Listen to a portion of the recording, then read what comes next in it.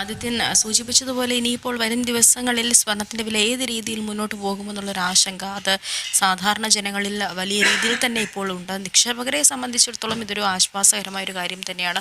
പക്ഷേ എന്നാൽ പോലും സാധാരണക്കാരെ സംബന്ധിച്ചിടത്തോളം വിവാഹ ആവശ്യങ്ങൾക്ക് വേണ്ടി കാത്തിരിക്കുന്നവരെ സംബന്ധിച്ച് ഈ സ്വർണ്ണവിലയിൽ ഉണ്ടാകുന്ന ഈ ഒരു കുതിപ്പ് ഇത് വളരെയധികം ആശങ്ക സൃഷ്ടിക്കുന്നതാണ്. നമുക്കറിയാം, കഴിഞ്ഞ ജനുവരിയിലാണ് സ്വർണ്ണത്തിന് 1,31,000 രൂപ എന്ന സർവകാല റെക്കോർഡിലേക്ക് സ്വർണ്ണത്തിൻ്റെ വില എത്തിയത്. എന്നാൽ അവിടെ നിന്നും സാവധാനം ഈ സ്വർണ്ണവില കുറയുകയായിരുന്നു. അതിന് ഏറ്റവും പ്രധാനപ്പെട്ട കാര്യമായി നിന്നത് പശ്ചിമേഷ്യൻ സംഘർഷം തന്നെയായിരുന്നു.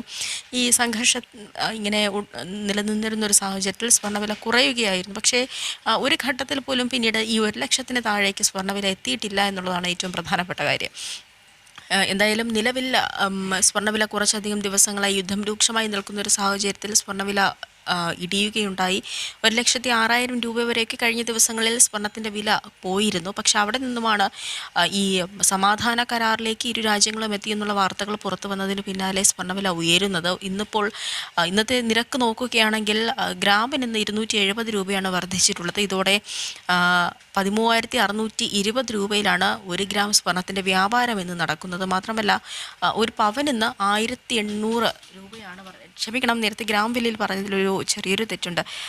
225 രൂപയാണ് ഗ്രാമിന് വർദ്ധിച്ചിട്ടുള്ളത്. ഇതോടെ 13,620 രൂപയാണ് ഗ്രാമിന് ആയിട്ടുള്ളത്. മാത്രമല്ല പവന് 1,800 രൂപ വർദ്ധിച്ചിട്ടുണ്ട്. ഇതോടെ ഇന്ന് ഒരു പവൻ സ്വർണം വാങ്ങണമെങ്കിൽ 1,11,000 അധികം രൂപ നൽകേണ്ടതായിട്ടുണ്ട്.